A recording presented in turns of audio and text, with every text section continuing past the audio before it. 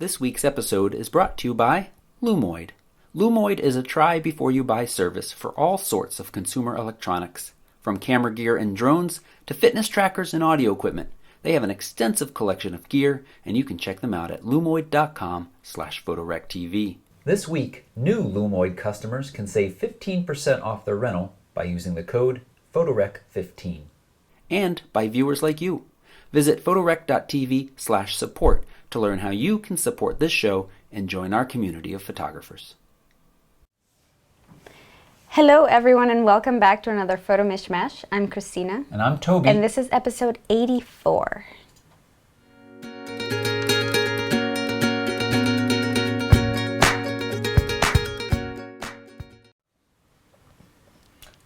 Welcome back everybody.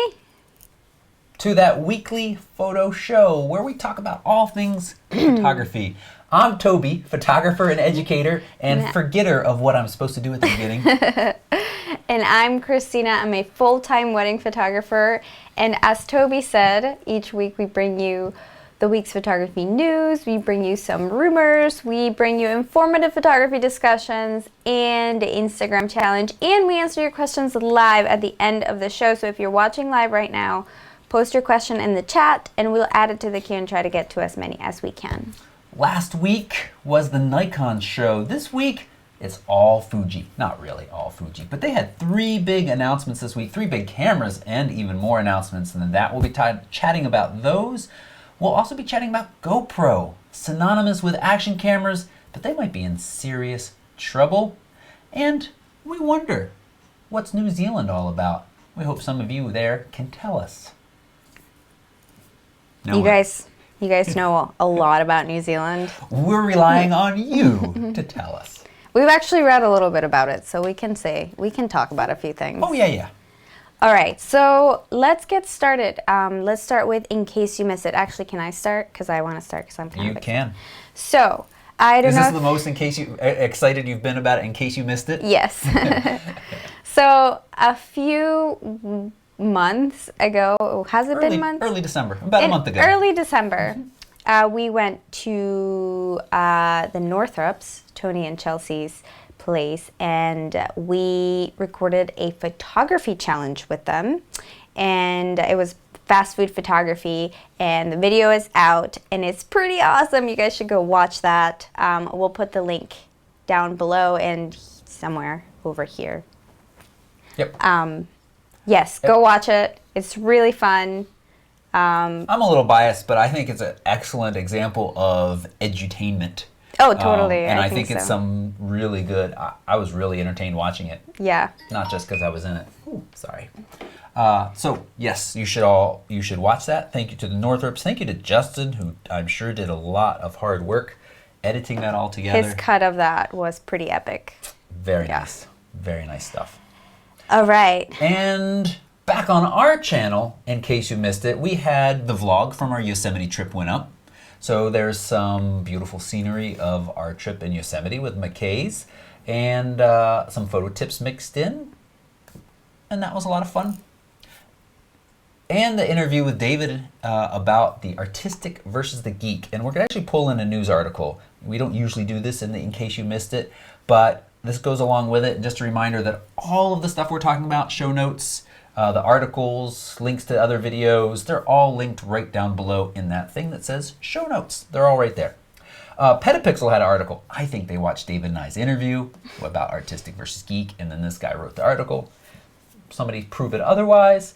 But he's got a great quote in his article, and it says, to make a great photograph, we have to find the balance between the geek and the artist. If we lean too much toward the geek, our pictures, while technically perfect, can lack emotion. They may not reach out and touch the viewer. They can be missing a mood or a feeling. And this is what David talked about in our interview, about really kind of getting to the soul of a geeky person to help them give their picture just that. Conversely, too much focus on the artistry at the expense of technical may often leave the work riddled with technical flaws. Right. And then there was some interesting discussion down. I read some of the rooms. That doesn't mean the picture has to be perfect or there's such thing as a perfect picture. But you can certainly detract from a picture if there's technical issues. Well, I think that, in order So photography being a form of expression for a lot of people it means that you not only have to have a vision, but you also need to know what to do with the camera in order to be able to execute that vision. If you can't execute that vision or do it poorly, then you will have a harder time getting your point across or expressing yourself. So they go hand in hand for sure, you know, one with the other. But I think that being passionate and having a vision is probably a lot more important than getting hung up on like gear and stuff. But you know, with that said, you should still be able to control your settings and have a good understanding of how manual settings work in order to be able to take pictures that represent what you want to create. So. Not to go back, but back to the food challenge. For those who haven't watched it yet, keep this in mind while you watched it. The reason that we won is two things. One, I picked the better camera, which gave us a huge advantage, I think. Yay. And two, I said to myself again and again, what would Christina do? As I was styling and editing the food, because I've learned that from you. And yet what I did. That's true. You went a very different route, but you have to watch it. Back to what we're talking about. Yeah. One other video that just went out yesterday, I think, is my opinions on the A7S II versus the A7R II. Now, whenever I share my opinions, I end up pissing some people off, which is fine. Controversy is good. There's a couple people in there that really seem their feelings are quite hurt by my opinions. Hey. Do not come to this channel to feel validated about your choices. That is not the place. This is not the place for that. So, Yep. I am happy to say that since I actually recorded that also, I think before Christmas, and then we just got it, or maybe early January, sorry. Right before that 3.0 firmware came out, the overheating issues really seem to be non-existent now in the Sony. I haven't pushed it that hard, but reports on the internet are that it's pretty much gone, which is really nice. Yeah. It's really nice. Looking ahead briefly, talking about sharing opinions and pissing people off, I think this one will too, some, but I have an opinion on the Nikon D500. I've got my notes all written up for that, and we'll be recording it very soon, and that should be out soon. I'm really happy with the way that worked out. I might not be the first person out of the gate with a video about that, but I think I've got some good stuff to share. So, looking forward to all of that, and I think that's all of In Case You Missed It. Yep. So let's move on to gear on the table. So what do we have on the table? Well, it's kind of exciting. As people may or may not know who've been paying attention, we're headed off on another trip very soon. Sunday, in fact, we leave for New Zealand. Which is going to be a longer trip and certainly should be very fantastic. We're excited about it. So some gear has started to come in, loaners and rentals and things of that sort. And we'll talk about Lumoid in a minute being a wonderful sponsor. But I'm really excited because I have not up until now spent time with the 70-200 f4 for the Sony. You know, one of the things that was supposed to be great about the Sony is use of adapters working with just as good lenses. I had the Metabones on trial for review, and it works pretty good. And I own the Comlight, and it works okay, which is a little step below pretty good. But really, even as good as either of those adapters work, there is nothing to compare to using a native lens. And especially since my choice, you know, we have the 70-200 for Canon f2.8 that we use at weddings. Love it. For travel, not so much. No. So I'm really excited. I got the 70-200 f4. Can I? Yeah. Whoa. It's a big difference. The 70-200 f2.8 I think is over 3 pounds, and I think we're at 1.6 pounds with the Sony f4. Still has image stabilization. For travel, f4 is plenty. Also, somebody asked us this question ages ago, and I remember taking sample shots. At 200, the background blur difference between f2.8 and f4 is negligible. Certainly have some difference in light gathering, but if I'm shooting with a Sony, I can go up a little higher ISO. It doesn't matter. So I'm really excited that that's in, and I'll be having a lighter, smaller bag. I was going to say talk about traveling later, but The other thing that has come in, and this I'm borrowing from Lumoid, is the 12 to 35 Panasonic lens. Again, most of the time when we shoot with the GH4, we use adapters and other lenses, but when we're trying to create these more on-the-go style vlogs, run and gun, it's nice to use the native lenses that offer that fast and easy autofocus. And the 12 to 35 is lovely. Remember when you're shooting 4K and here you have a 2x crop, so that's a 24 to 70 f2.8. Or, well, you could get into the discussion that it's not really f2.8, but we won't. We'll just read what's printed on the lens. And the 55 f1.8, fantastic. Fantastic little, super sharp, travel-friendly 50 from Sony. We'll talk about it in the news, but I think we're going to get some more Sony lenses very soon, and the new Sony a6000 replacement very soon. I may or may not have been invited to a secret event that I can or can't tell you about, but I won't be going anyway because we'll be out of country. But early February, almost definitely, that's going to announce. What we won't take, and you actually can watch me catch this in Tony and Chelsea's food photography challenge, is the EZ1 camera. This is that little camera with a micro four thirds sensor in it, about the size of a GoPro. Really neat idea. Not happy with the quality so far. I'm not happy with the connectivity on Android because really you can control it with the buttons on the back, but as you can see, there's not much to it. It's better if you're working with it through the app. I'm not excited about the quality I've seen out of this, especially at the lower ISOs. So with the GH4, with a GoPro that we're bringing, I think we're good. And that's it. That is gear on the table. We got more stuff coming in tomorrow. Crossing our fingers that no crazy snowstorms delay some other things. But actually, if that stuff doesn't come in from B&H, I think we'll be okay. We'll be okay. Tell us about our sponsor. Well, I just mentioned Lumoid is great because there are lots of times where you either want to try out some gear before you buy it, or you're going on a trip and sure, it would be nice to always have the 12 to 35 with us, but like I said, for much of our filming, we don't need it. So it's really nice when we're going to go off on a trip like this to say, hey, can I borrow this? Here's some money. They say, here's the lens. And then we have what we need for this period of time. And then when we're done, we send it back. And not to mention, being able to borrow something and then trying it out and deciding that if we really like it and it's something that we would like to keep, to be able to put that money that we spent on rental towards the item itself, right, towards purchasing it, I think it's just a really cool thing to be able to do, which lots of other rental places don't have available. So yeah. I think it's cool that Lumoid is able right. to do that. I know a lot of people are a lot of photographers are very budget conscious.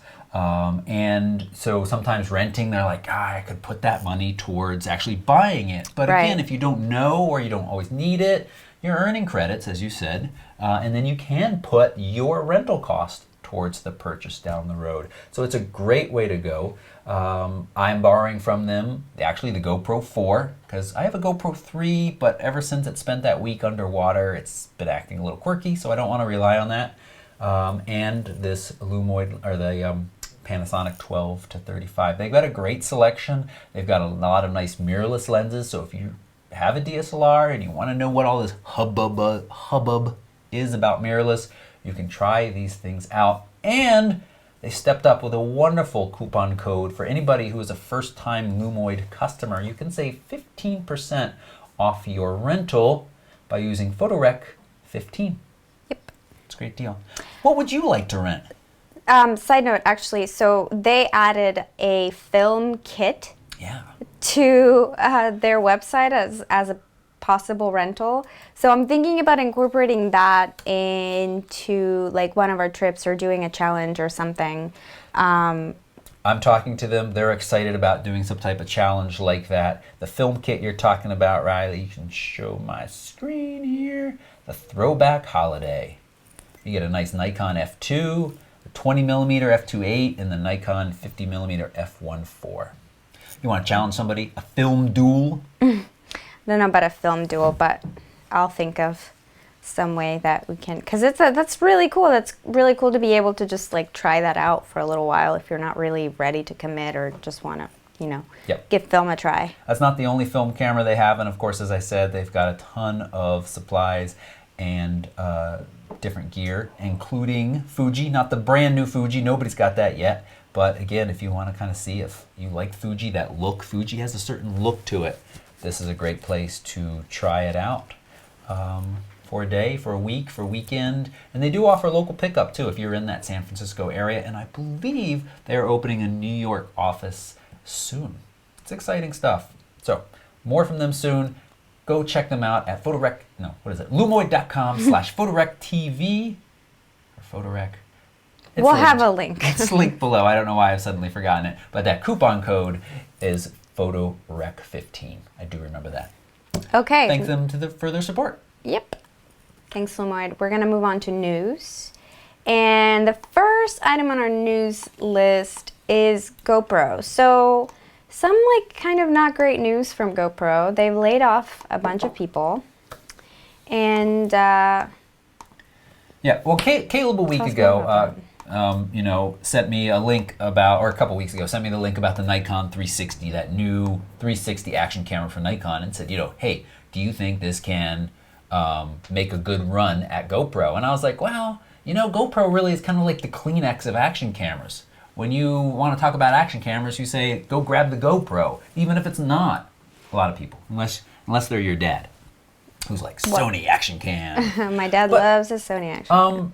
It's been true that for a while there have been other action cameras that are just as good, arguably better in some cases, but GoPro has dominated. But now we're getting this news of they laid off 7% of its staff. This is an article from The Verge. And they had a 30% revenue drop from the fourth quarter of 2014. Now, part of this is, in 2015, they released no flagship cameras.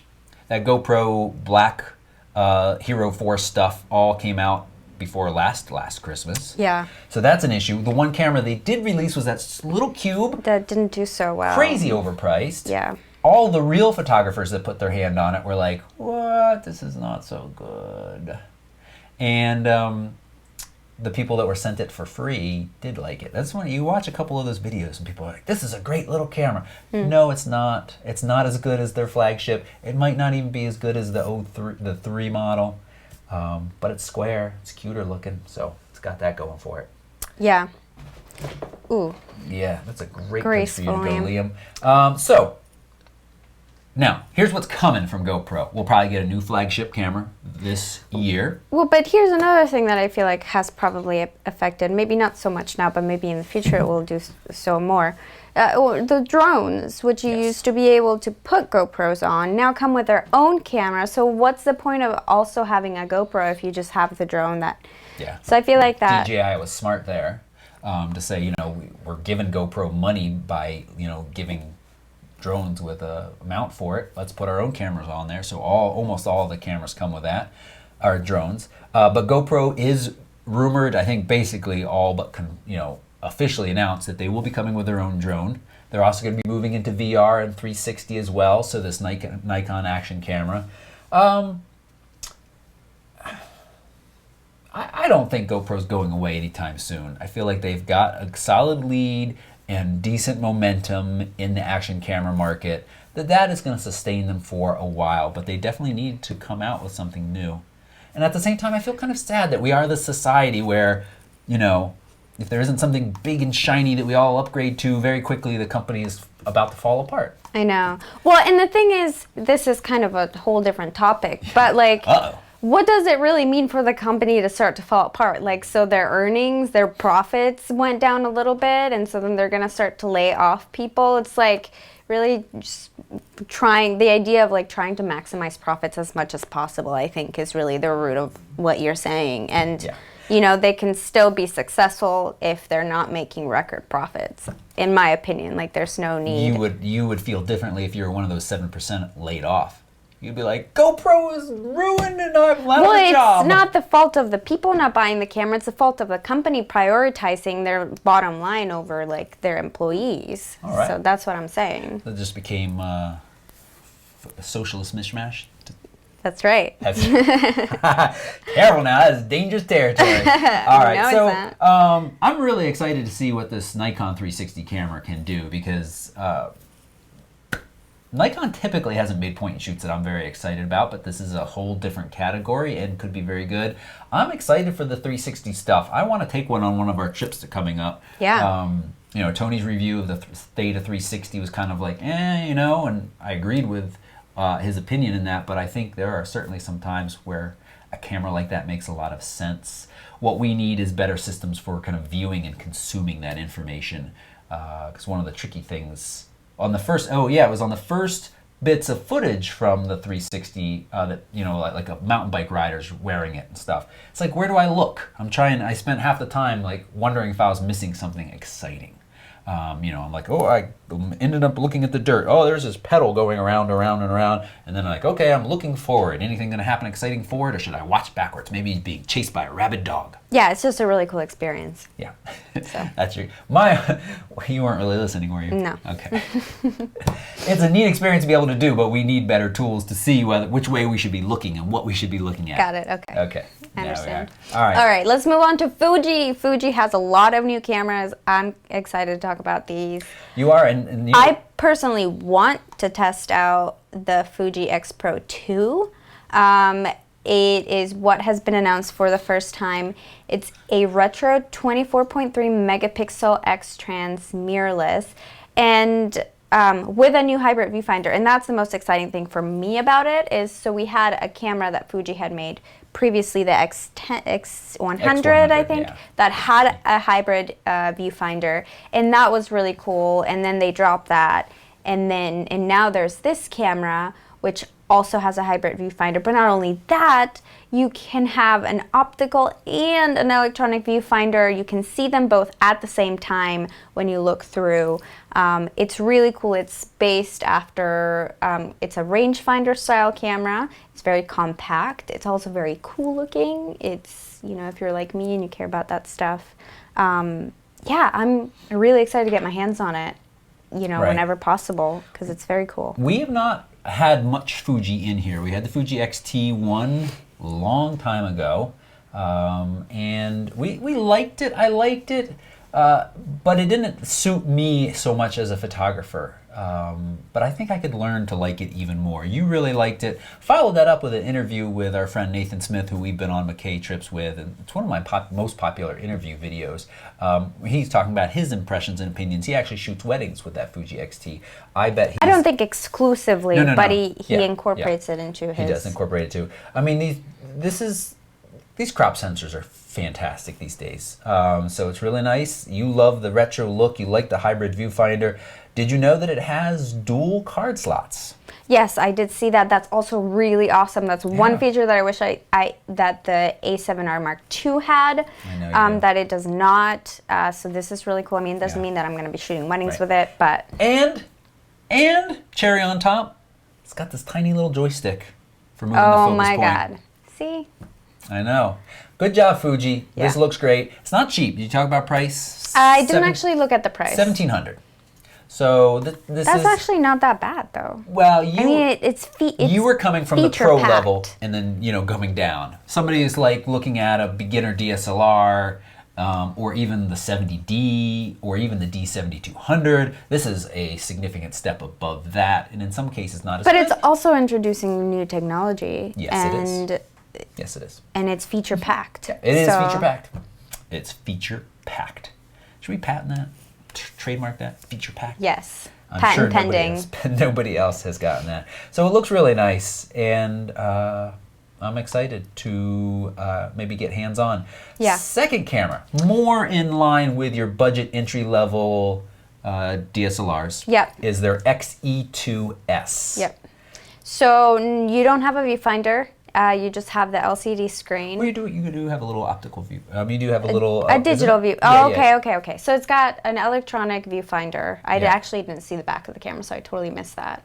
But yeah, it doesn't have all of the features that are geared more towards like somebody who likes the manual settings and change lots of different focus points. But it looks really nice.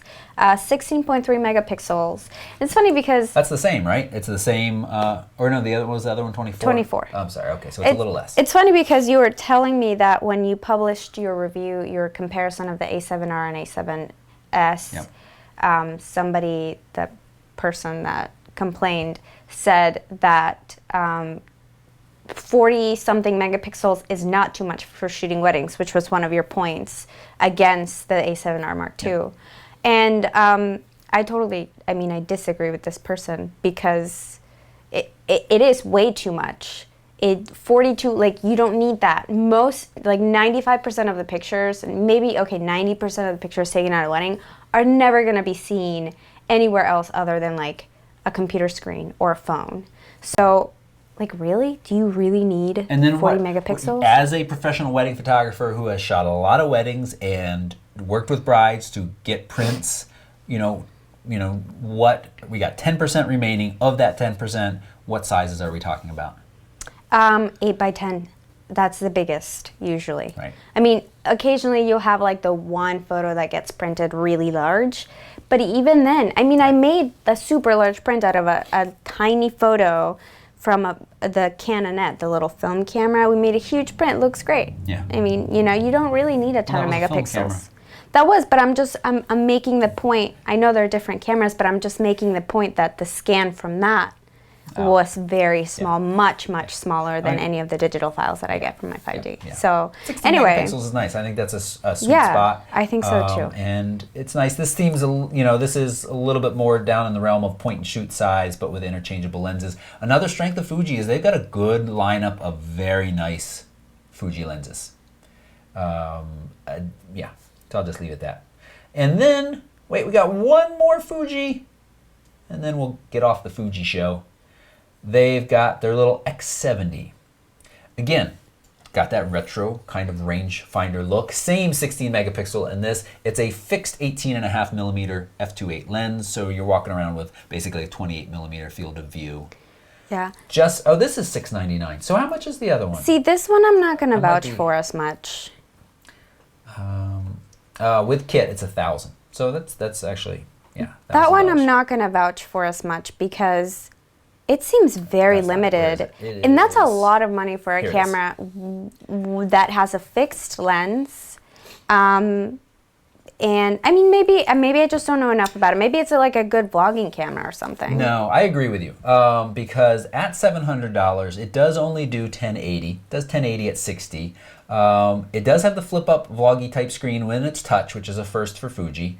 But that is getting in the pricey realm with a fixed lens. You could go with a couple other, the Lumix, Panasonic Lumix will do 4K. You could go with the NX500 and pick up a couple different lenses for it. Sure, it's discontinued and so are the lenses marked discontinued, but how is that any different than buying a fixed lens? Yeah. So that also shoots 4K. So there, I think this is a little bit of a weak offering. I think a $699 starting price is a little high. Here is something that just occurred to me, which might be a little bit of a, I don't know, maybe like kind of far-fetched suggestion, but so they released 3 cameras at 3 different price points with 3 different feature sets. I wonder if they're trying to anchor to sort of like direct people who are in the market for that type of camera to the middle one, because you've got this small, that is very a marketing technique, isn't it? Yes, it is a very basic camera. I mean, that's a lot of it. When I say things like that, then I realize it's like that. Wow, that is a pretty full featured camera that they're just using as a decoy to try to get people to jump onto the next one. But I mean, I think I would personally not be. I would jump at least to the X Pro. Yeah, the names aren't great, are XE2 something. Right. Not the X70. Right. Yeah, it is nice and small. And if you love that Fuji look, maybe you're one of those photographers that you want your big Fuji, which isn't really that big. We'll get to that in a second. And you want your little Fuji. So there you go. You got both of them. Yeah. Let's move on to the last bit of Fuji. And this is, they've got a sense of humor. At the recent announcement where they talked about this, they said, here is why you should go mirrorless / Fuji. This is really an argument for all mirrorless, but of course Fuji was making it. That is the Fuji whatever X Pro weighs the same along with 2 cans of beer as a big DSLR. So that means you can carry extra beer with you, or water, or a lot of granola bars. I'm adding those in. A lot of granola bars. A lot of granola bars. They're pretty light. Unless you get those gross proteiny ones. They're pretty dense. So I think that's fun. That's kind of clever of Fuji. That definitely is an advantage of some mirrorless. That argument goes away in some cases when you need big full-frame lenses, like the full-frame mirrorless. You got to put big full-frame lenses on there. They get pretty heavy pretty quick. But still, well, you know, this really is about the same size and weight as this Canon 70-200 f4. But it's a little smaller. So, all right, we are going to, so we've got a few other news articles that we're not going to talk about because we're running out of time. Feel free to check them out in the show notes. The show notes will take you to our website, and our website you'll find. You got something important to do? We're running out of this time. So yeah, go check that link out. We're going to do photos from space. Well, I just want to run down the small raw section. That's what I'm calling this news section, where I get to run through the bullet points. Okay. Big, you know, as I mentioned, I may or may not have been invited to a secret Sony event that may or may not be happening in early February, where I was not told anything about it. Doesn't matter, I can't go. But I highly suspect that the A6100 will be announced, or whatever they're calling the A6000 successor. This is going to be interesting. I imagine Sony's going to cram 4K into that thing, and a lot of kind of run-and-gun videographers are excited about that. It should also be a fantastic stills camera. The A6000 has continued to be an awesome seller for Sony. They've done a really good job there. But we may also at that same event or shortly around that time hear about a FE24-7 f2.8, kind of that staple fast lens for event wedding photographers for Sony as well. I know it's supposed to go faster. Fuji also unveiled the XF100-400. There is an awesome link. Many of you have probably seen this, but the portrait with sharks. I don't know if you saw this. This was floating around this week. I saw the picture. Get it? Floating around this week. So funny. Gosh, it just comes so easily to me. Of a guy really doing talented. a photo shoot. I think it was, where was it? Something cool. Fiji or someplace really cool. With sharks, with a model. She was looking like she was a shepherd of the sharks. Very little post-processing Photoshop. Pretty cool. Go check that out. Link is down below. Roy reports, and I heard this too, that almost all Samsung NX lenses are now listed as closeout. So, you know, how many big signs do we need that Samsung is done with their NX line? This just looks like another one. Venus Optics has announced a 105mm f2, a fast portrait prime full-frame camera. So there was something else interesting about the aperture of this. It's supposed to give you a really nice creamy bokeh. I'm curious. I have a review coming out very soon of that Venus Optics 2X Macro. It's a nice lens. It's a very good value if you don't mind working completely manually. And Christina's made the rest of the news articles white, so you have to go find them at the show notes right down below. All right, we're going to move on to the Instagram challenge. And last week was primary colors. Primary colors. And so, yeah. red, white, and blue. No. Oh, you're a good American. I think I was just, well, there's not even any white there. Nope. I don't even know where that came I from. know where you are. Yellow, blue, and red. Yeah. Liam, you got to come get up on the on. table or we're going to kick you out because that's just not helpful. Make up your mind, Kitty. So, Come on. he needs somebody to, oh, all right, kicking him out.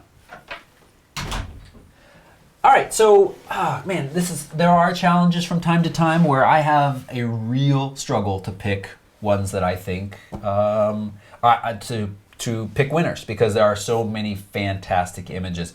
I'm going to start with one of my honorable mentions from David. Yellow bowl, you threw some blueberries and raspberries in there, and it's just a very simple picture, and I just like it. The tones of these colors, the tones of these primary colors all work very nicely together.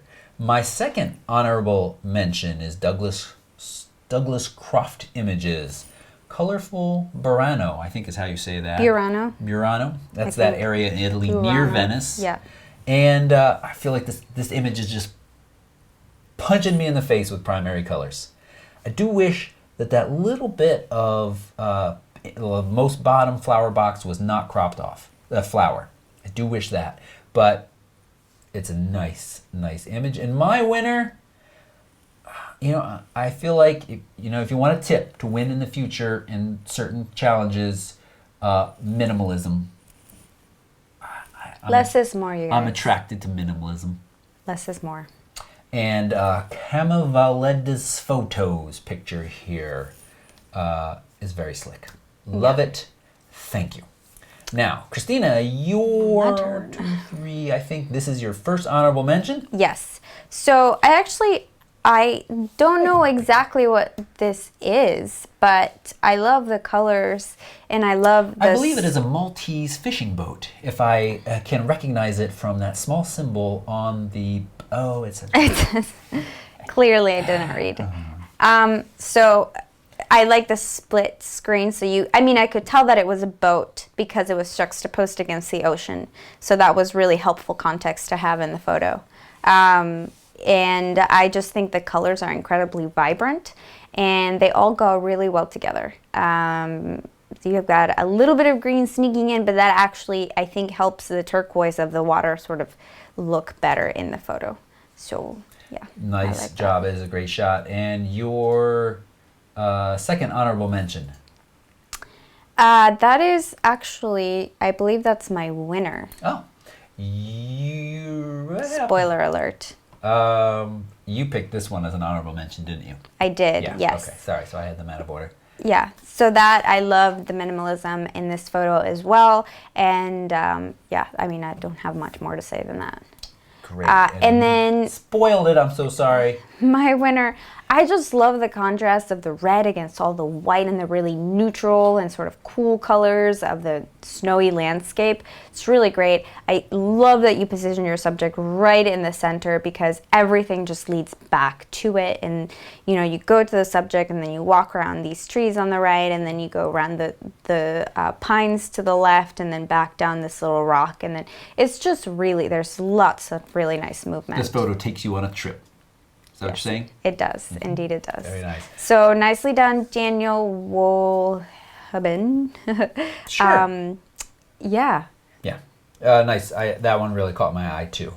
Great submission. And there were a ton more. I had so many open going through clicking thumbnails that I loved. So wish we could pick more, but then we just go on and on and on and on and on. Next week's challenge. Tabletop. So you can, I like these kind of ones that are a little bit more open to interpretation. You can take this as you will, but something on a tabletop is what I would say. Yeah. You want to say anything more? No. Okay. Tabletop. Tabletop. So, do it. I think the hashtag is on the screen. All you got to do is get your images on Instagram. 1 to 2. Don't do more than that. It starts to annoy me. Less is more. Less is more. And tag them with PRTV_tabletop. And you can find out all the information about this. You can see past winners, past hashtags we've used at photorec.tv/PRTV. Yeah. All right, we're going to move on to our discussion, which is going to be very travel-centric today. So, what do we know about New Zealand? Well, first, let's preface it by letting everybody know that we are traveling to New Zealand this coming Sunday and over the next 3 weeks after that. And in fact, there's not going to be a live show while we're away. So we're taking a little bit of a hiatus starting next week, but you should still be subscribed to the channel and you should still continue to follow us because we're going to have travelogues. Plus, we've got a lot of other content that we've been working on for you that's going to be released over the next few weeks. We will definitely send you an email and notify you via social media when we're back. But anyway, so New Zealand. New Zealand. And First off, I want to say we do know how lucky we are. Yes. Just because keep pinching myself. It's on so many people's bucket lists, including our own, and now to be able to be on our way there is very exciting. I am scared about snow. Northeast is getting hammered by snow Friday, Saturday, into Sunday, and we fly out Sunday from Boston. So cross your fingers for us. But Yes, I did know that there's more sheep than people in New Zealand. I knew that. I've got on my screen, we could share this a little bit, our general itinerary. It's been fun. Roger, who lives here in the U.S. now, his homeland is New Zealand. He wrote up a nice article. Non-photo related, this is our first country where they drive on the left. I'm excited about that. But I'm also nervous because here's what I feel like is going to be happening. I'm going to be like Instagramming something on the bus, and I'm going to look up and think we're on the wrong side of the road, and we're about to die. And I'm gonna go, ah! And that'll probably happen a couple of times before I am like, oh yeah, New Zealand. And then when we come back, I imagine that I'll be driving and be like, oh! I don't think so. But we start in Auckland. That's correct. We are making our way. You've actually done a little bit more research than I have. The good and bad of these trips is because everything is so planned out nicely for us, and I'm my own boss, I don't give myself time off to do some kind of research and stuff like that. Are you going to let Liam back in? Sorry, he's being really annoying. I'm going to put him up on the table and hope he's happy. Okay. But at the other hand, we don't have to. Wait, everybody. Here's a cat on the table. I fed them. Why is he so unhappy? So, I don't know a ton about the places we're going. I know we're going to Hobbiton, which is a little touristy, but I'm really excited about that. Well, we're trying to change that this time, though, because we want to be more knowledgeable so we can put together better travelogues for you that are not just entertaining but also educational, not only in photography, but also just in general, the general culture and the places that we're visiting. We want to be knowledgeable about that. So we've been doing a little bit of research about New Zealand and the places that we're going. So first we're going to go to Auckland, and then we're going to drive to a place called Rotorua, I bet. Actually, it's called Coromandel. Mm-hmm. I'm not really sure about the pronunciation of these places. I'm doing my best. But basically kind of along the coast and through some land, and just going to be really cool views. We're going to get to learn a little bit about the Maori culture once we get to other parts of New Zealand. That's where... Rotorua, I believe. Which is also in the area of a lot of geothermal activity. So there's geysers and hot springs there as well. We're also going to the beach where some hot springs come out. And that's the full extent of my knowledge. Yeah, and then we're starting to make our way south. And we are going to travel through the North Island, stopping at a bunch of different beautiful places, and then going to Wellington, is that correct? And taking the ferry to the next island, to the South Island, Which when I've told people we're going to the South Island, that's when I've seen a lot of excitement, because if we look here on the map, rugged, compact beauty. Yeah, and we're going to make our way south through the island, through the South Island, all the way to the Fiordland National Park, and that's going to be pretty spectacular. We love Lord of the Rings. On Sunday, we watched the first Lord of the Rings movie in preparation for this, just so that we would... You're such a nerd. I wouldn't say we're huge fans. We just like it. Yep. Oh, so we watched it in preparation just to sort of for reference to see where they filmed some stuff. Yep. Yeah. So really excited about all of that. Mark's in the chat room, he's on this trip. Mark, so nice for you to join us. And yes, we're excited, and Stephen as well. And again, we've talked about this before, but there's a lot of people that go on these trips again and again with the McKays. And so it's fun. It's like getting back together with friends and traveling with friends. Just looks fantastic. We're excited. We are going to be vlogging. I see lots of questions in the comments. We're going to be vlogging these probably every 2 days is our goal. Talking about gear a little bit, I'll be mostly shooting photos with my Sony and whatever Sony lenses I have. We'll be mostly shooting video with the GH4 and this 12-35. barring any snowmageddons and deliveries on time, we should have a nice stabilizer, the Behold DS1 for this as well, which just makes just a little bit nicer. And one of the reasons I was excited, I come back to gear a lot, but one of the reasons I was excited about the Sony was because of that kind of hybrid of shooting video and shooting. And I love, we're using in the Sony right now, I love everything comes out of the Sony, but for kind of run and gun quick stuff, this GH4 is just so hard to beat. It really is. It is my favorite camera for video. I mean, screw the Sony. Screw everything else. New title for the show, Screw the Sony. No, I mean, it's just really nice to be able to put your hands on it and it just works. There's no fiddling around with the settings, with the white balance, with a focus point. We don't need to rehash that. Anytime you start talking about Sony, I know. you start to I have bash lots it of opinions. Too much. Ooh, I just hit my mic. Oh, but you have to admit that the quality out of it's beautiful. Oh, but anyway, yes, so absolutely. excited about that. And then the challenge for us always is the audio, but we really want to bring you both what we're doing and some tips, and kind of the scenery of all of it, and hope to publish every 2 days. I'd love to publish really high quality, but the Wi-Fi sounds iffy. On one hand, I've been told that New Zealand has some of the best internet per capita.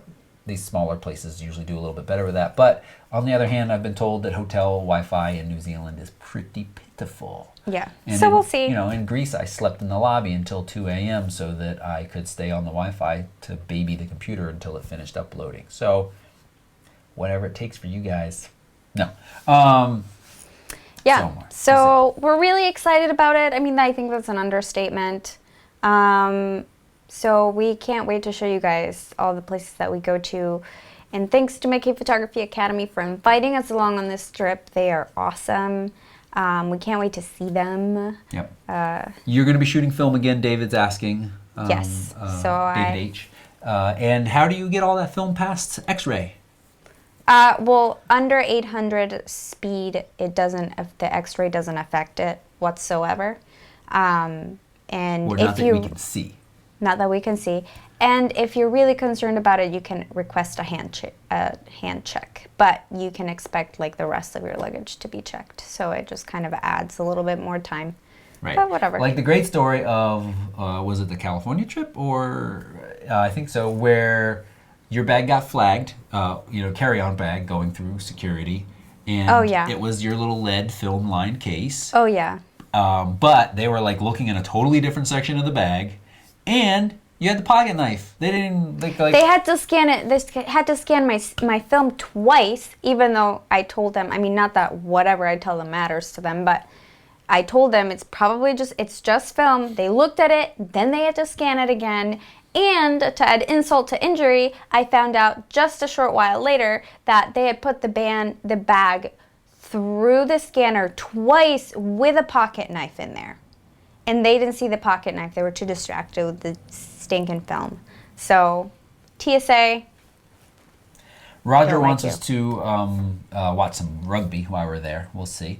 And what was the other? That was actually a real question. Polarizers and NDs. Yes, we've got ND filters for the Panasonic. Well, we're not. I guess we can jump to the Q&A. No, I know. Sorry. Okay. Was there anything else we wanted to say? I don't think so. Just stay tuned. Definitely watch. Keep up with us on social media. And if you're not already subscribed to the channel, please subscribe so you can find out about all of the updates and see all the travelogues. This is going to be spectacular. So. I'm testing something out too. Photorec.tv/travel. I'm using Storyfy, where I'm going to try to bring in anybody's posts that's on the trip, the both of us, that it's going to be a little running storyboard. It's kind of a neat, I don't know if you call it an app. They do present you with an app, but a lot of it's done in the browser where you can just pull in things with hashtags and stuff like that. So I'll be running all of that there, and we're excited and stand by for more information. Yep. Okay. All right, so we're going to move to live Q&A. We've got a few questions already. We have about 10 minutes to answer them before we go to the after show. So let's get, what's our first question? Well, the first question, from time to time, I come across a comment on one of my videos that I really want to share with you all in my answer to it. And we did, last year sometime, we did our RAW versus JPEG kind of video. Yeah. And there's a recent comment on it that said basically RAW files are for professionals or advanced amateurs, spelled the British way, with plenty of time on their hands. JPEGs are perfectly acceptable for the rest of us. And That's not how you spell it the British way. That's No? how you spell it the incorrect way. oh, okay, it's the incorrect one. Just so you know. Now I know. And I replied, I used to think the same way, and then I discovered Lightroom, which basically turns my RAWs into better JPEGs than the camera can. And if I want, I can further process, but don't need to. Hope that helps. I think it's important because I recognize that shooting RAW is kind of a pain in the butt until you step into Lightroom. Yeah. But on the flip side, I mean, I don't think this person's wrong. I mean, I think it's, if you just want to shoot JPEGs, you can even dial in some settings in the custom functions of the picture profile of your camera and just, if you want to just bump up the contrast. Depends what you want to do with the pictures, you know? But the counter argument is you could shoot RAW, have them imported into Lightroom with a preset that makes them look pretty, and when you come across that oh so epic picture where your white balance is a little off, you can easily fix it and be like, thank God I shot RAW. Thank the photo gods. Okay, I just wanted to share that. Now I saw, just because I saw it go by real quick, what kind of circular polarizers / ND filters do we use? On the Iceland trip, I borrowed for review the Lee filter system. I found it to be very good, but I don't typically call myself a landscape photographer, so I have not invested in that. And when I sent that stuff back, I wasn't terribly sad. I was like, my circular polarizer I have with a couple adapter rings to get onto my main lenses is fine, and my ND filter I have, again, to fit on my lenses is fine. If I shot a lot more landscapes, I think having one of those square systems would be nice. But it doesn't solve everything because you still need adapters for the different size lenses. But the way it fits on and off is pretty quick, and having those graduated ones is quite handy. So we just got plain old round ones here. Nothing too special, although I usually buy the higher quality Hoya or B&W for the circular polarizers. Okay, Roger says we need to learn the haka so that we'll commit to doing a demo when we get back. I imagine that's probably some Maori dance. We'll get back to you on that, Roger. Potential after show content? Potential after show content. Lot of Love says, hi Toby and Christina. Christina, Toby, I'm looking to purchase a beginner studio lighting kit, but I'm not sure if I should get continuous lighting sets or strobes. I think that to learn a continuous lighting setup is going to be a lot. It's going to be what's the opposite of a steep learning curve? Gentle. A gentle learning curve. So you're going to be able to see where your light is, and you're going to be able to easily achieve the results that you want by moving things around. It's going to take you a lot less time. There's also a lot of continuous lighting setups that are a lot less expensive than buying a ton of strobes. So if you're really looking to save money and to learn, I would encourage you to get a continuous lighting setup. Some downsides to that, though, are, first of all, they're not very powerful depending on what you get. So if you wanted to take it outside, you can't. You have to basically use it in a controlled environment where there's not a lot of light. So if you actually, if you're just looking for more light because you don't have enough in the space that you're looking to work in, then you can just use that. And so it's going to be cheaper and it's going to be easier to learn. But it's not going to be as versatile as a strobe setup is going to be. Yeah, I think, 2 Yongnuo 600 RTs and an umbrella is going to take you a long way and be very versatile, as Christina's saying. Those cheap studio kits, you got to spend a good bit to get enough light output to really make a difference. I know I'm repeating some of what Christina said here. And even then, they don't move very well. The lights that we use for this show, I don't know if I can show with a reflection or not. I have no idea if that works, so I'm not. They, sometimes I feel like are held together with a prayer, and it's enough light to do this show, and it's enough light for some photography, but strobes, flashes. They're a much better way to do things. Annie Lake asks if we are on Story. That's a video sharing app. No, I don't know about that. Or is it the one that Adam uses? Story. No, that's Stellar. Oh, Stellar. We'll check it out. If it's interesting, maybe we'll look into it. Certainly, if it's kind of like a social media sharing app, certainly I feel I've kind of reached that saturation limit. I can handle Twitter, I can handle Instagram. Well, I recently discovered a new app called Photo, which makes GIFs. Now, hold on, let's be clear. You were actually saying the name. You weren't trying to be funny. Its name Oh, is... yeah, it's PHHHHHHHHO. I think on that note alone, you should be like, I'm not touching this app. Except for it's like really fun, and I posted an awesome GIF of Toby petting Bean. That is mildly suggestive, but also really cute. So how do people find this picture? Well, you have to download the Photo app. All right, you lost me. It's not worth it. And follow I've seen me. the GIF she's talking about. It's not worth it. Okay. It's totally worth it. Which we could show you guys. We'll show you in the after show. That's what you pay all that money for. What ND filter? What all that money? What ND filter strength would you take for landscapes if you could only take one? The 9-stop.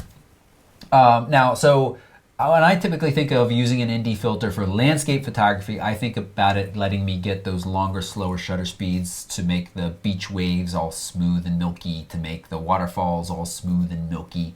So that's what I would do. You think about a 4-stop or the 6-stop, and it really, in the middle of the day, isn't enough to do much. Even the 9-stop in the middle of the day isn't that much. So I would go 9-stop. If you're talking about a graduated to get the sky, I don't think those come in as many different strengths. Really, you just get kind of the graduated. And it's dark up top and not dark at the bottom. So, a 9-stop. Go all the way. And for years, Max, I just used a circular polarizer. And if you want to do those longer exposures of running water, of the beach, I'd just get up early or stay out until after the sun went down. It's just a much more affordable way, it was for me, to get those shots.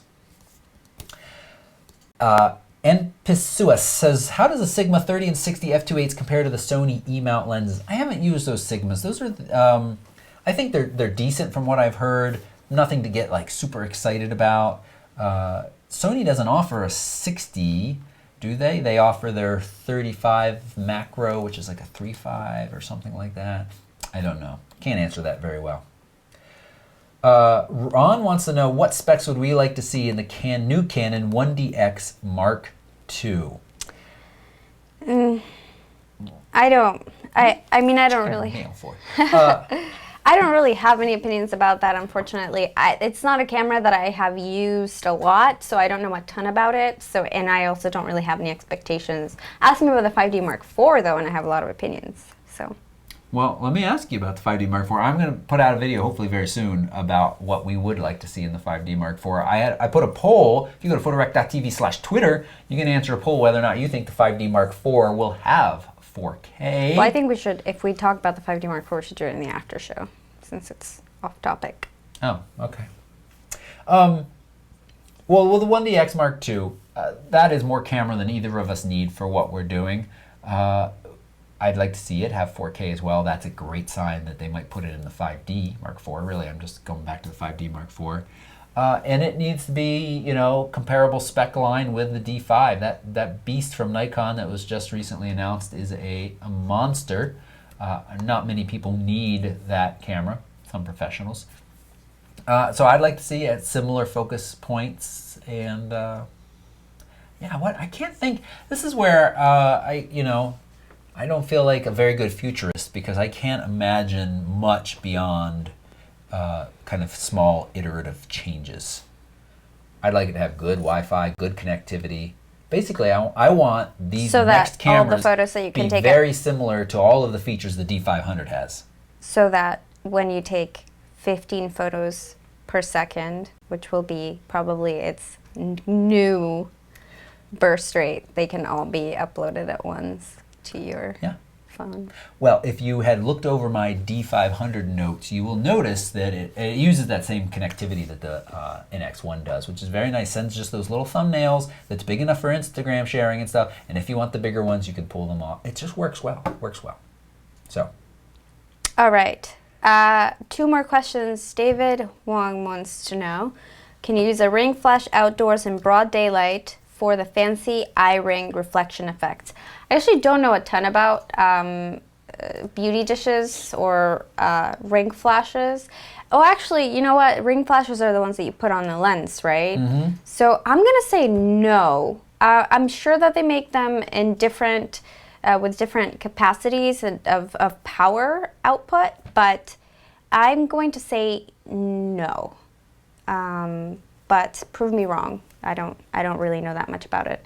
I just don't think that something that's fairly small and compact that goes over your lens can really generate as much output as you need to overpower the sun.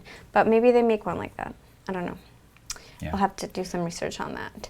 Vera wants to know if I have entered WPPI's print competition, and if so, how was my experience? I have not entered WPPI's print competition. I've actually been considering it just because it is helpful to have your work critiqued by master photographers so that you can improve. But as far as like winning prizes, I'm not really that interested in that. Or if I were to enter it, it wouldn't be to win something, because I'm sure that there are plenty other people that are way more talented than me. But I would love to hear the feedback. I think that would be beneficial. So maybe I will. Vera, maybe you've That's inspired something me. else we could ask David from David McKay to talk about as a PPA member and somebody who's judged national print competitions. That's correct. That would lend some great experience. But I think on that question, we got a bunch more that we'll be answering in the after show for those who are watching live. But we're going to wrap this up. And if you are not watching live, the after show is only available to to Patreon supporters, and we mentioned this at the beginning of the show. You can find out more about this at photorec.tv/support. Your support earns you access to an awesome group of people that are helpful, our Lightroom videos, monthly critiques. Somebody wrote me the other day and said, I think it'd be awesome if I could pay you like $10 or something and get some personal critiques from you. It's like, yeah, we do that. All there at photorec.tv/support. And we thank the people who are supporting the show for their money. Yep. Thank you guys. And we will see you on the live show in a few weeks, but I think it's February 17th. yeah, but stay tuned because we got lots of really awesome content coming to you. So subscribe if you haven't already. And make sure you enter that giveaway. Yes. Tanzania. We're talking about New Zealand right now, but in August, you're going to go to Tanzania with us if you win photorec.tv/giveaway. Yeah. All right. See you guys. Bye-bye.